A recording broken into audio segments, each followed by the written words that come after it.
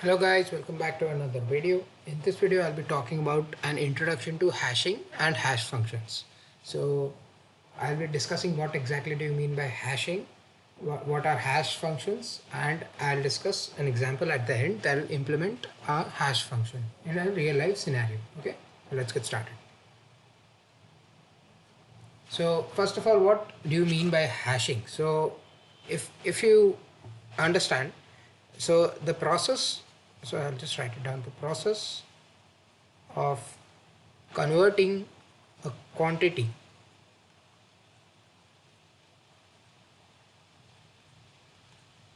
this quantity is often referred as the key to a value using a mathematical function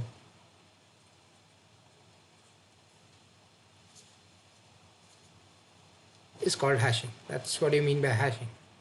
So I'll just explain this sentence with the help of a diagram. So what you have is you have your key, right? So key is some quantity. You input this value, so this number or string or whatever, into a machine. You have a machine here, and you get some value as your output, right? So this machine is nothing but a mathematical algorithm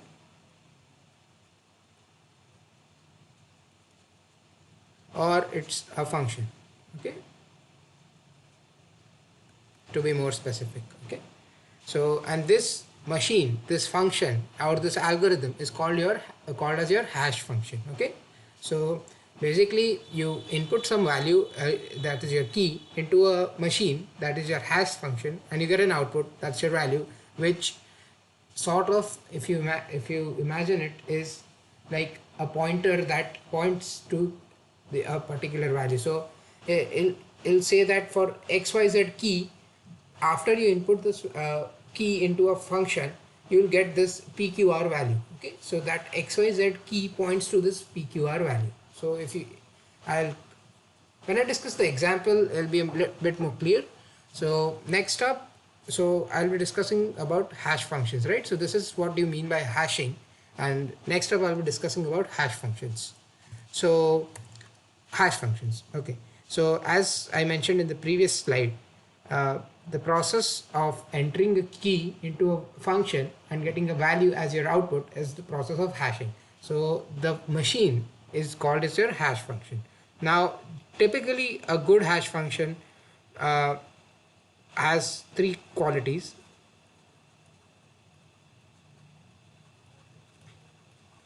So the first quality it should have is that it should be easily computable, right? So you don't want some fancy uh, algorithm or function that takes too long to compute, right? So that's of no use in real life scenarios.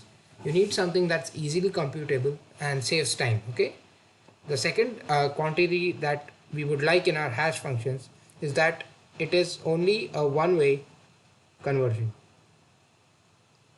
So you don't want something that is like this. So this is your hash function in white. I'll use different inks to annotate. This is your key in red. Say you've got a key here. When you pass this into your hash function, say denoted by yellow, when you pass this into your hash function, this is your hash function hf, and you get an output, say your value, and I'll denote that by black maybe. You don't want this, so you don't want the case where when you input this black output into your hash function, you'll again get your initial starting value. Basically you don't want the reverse process happening, right? So it should be one-way conversion for a good hash function. And the third quality that we would like is that it's a uniform distribution. What this means that if you've say got 10 keys or say 12 keys, then use a particular hash function that distributes your keys equally. So it should not be the case that keys 1, 2, 3, 4, 5 and 6 go into a particular output a particular value, then key 7 only goes to a different value. So an idea, so for the example of a 12 key 12 key case, you should have a hash function that ideally distributes into 4 or 3 tables, right? So if you've got, say, I'll take another example of 6 cases. So if you've got 6 cases, 1, 2, 3, 4, 5 and 6, you've got 6 different keys. This is your hash function here. I'll denote it by a circle, and say I've got to map these 6 keys into only 3 different outputs, right? So the outputs I'll denote by triangles. So I want something that does this. I want, say, the first and the fourth to go and map to my first output, right? And say, for example, I want my second and fifth to go and map to my second value. Similarly, I want my let's say third and sixth to go and map to my third value. I don't want something that, say, out of 6, 4 goes here, 2 goes here and none go here. Or basically what I want is a uniform distribution of my output, right? So that's quality of a good hash function. So how do you create a good hash function, right? You must be wondering how or what procedure or what intuition should I have to create a good hash function. So I'll be discussing that now. So there are techniques known as heuristic techniques.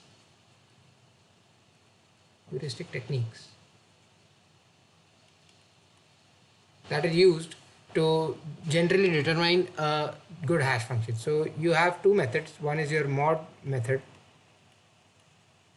and the second one is your multiplication method. Alright. So people generally prefer this to create your hash function. So I'll discuss them in briefly because this is an introductory video. So what it does is, the mod method, basically what you do is, say you've got, I had 6 keys right here, right? So say you've got your keys to be k keys, right? And this is my output. So say I've got, this is generally referred to as your hash table, right? The output is referred as your hash table. All right, this entire thing is your hash table. Say I've got m entries in my hash table. All right. So this mod method, what it does is, what you do is you take k, you mod it with m, and whatever value you get, you place into the first m entries in your hash table, right? So a good thing about this is that since you have m entries in your hash table, it is guaranteed that using this mod, everyone, like any entry won't get unfilled, and you won't exceed your, like the entries will only be limited. It will be bounded from your first to your mth value, right? So k mod m is your hash function here, right? This is a very widely used hash function, your modulus function. So for people who don't know what modulus basically means after dividing k with m, I get my remainder and that's my output. So to have a quick example, say 10 mod 4 would be equal to 2, because when you divide 10 by 4, you get your quotient 2 and your remainder 2 as well. Another example would be if, say, 12 mod 5 is again 2, because when you divide 12 by 5, you're left with 2 as your remainder, right? So that's how modulus works. Next up, you have your multiplication method. So this is method number 1, m1, and method number 2, m2, would be something like this. So you have your k is your key value, a particular value. I'm taking a particular value here, and you multiply this by a constant c. You multiply this and let c be your constant, okay?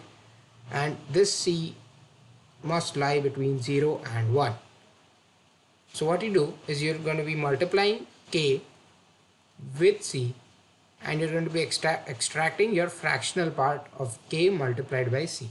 So this can be done with, implemented using k multiplied by c mod 1 which will get your fractional part. All right, you can use this to extract your fractional part. Next up, what we're going to be doing is we're going to be multiplying this with m, and for this whole thing we're going to be finding using the floor function, and whatever value we get is our value in your hash table, right? So this is the multiplication method. I'm not dwelling deeper into the details because this is just a basic video about it. If you want me to make another video describing this in detail, mention it in the comments below. Okay. All right. So I'll be discussing an example using these heuristic techniques, and let's say you have something of a real life example like this. So say you have, so let's say example, you have 40 students in a class, okay, and you have, so the teacher wants to make a question paper, and he or she wants to make 4 sets of question papers, all right, for a test or an final exam or anything, all right, 4 sets of question papers. So that's what the teacher wants to do. So what a possible way is, and the teacher wants to equally divide people into a particular set, so that the cheating or unfair means goes to a low, all right. So what a possible way is that the teacher could do is say 40 mod 4, right? So what I'll do is, and say the students are in increasing order of their roll number. Alright, so roll number is basically your identity number. So it goes from 1, 2 and up to 40. So what I'll do is say so the algo here would be pick a roll number, say x, I denote it by x. Next up, do x modulus 4, and whatever value you get, your remainder, you store it in that particular set. So you've got, say, 4 different sets of question papers: set 1, set 2, set 3 and set 4. Let's use a different thing to denote that. So you've got set 1, set 2, set 3 and set 4. So say if x is equal to 15, then 15 mod 4 is, so 15 mod 4 is 3, right? So for the roll number 15 student, he'll be getting the set 3 of the question paper. Say for student whose roll number is, say, 29, so if he does 29 mod 4, you'll get 1, right? Because 7 4s are 28 and you're left with 1 as the remainder.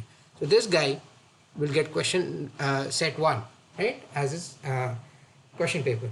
Similarly, for each and every student, you perform this process, and at the end you'll see that all the people whose roll numbers are 1, 5, 9 up to what's the last digit you can go to I'll say 37 will have set 1. Similarly, for 2, 6, 10 up to 38 will have question set 2.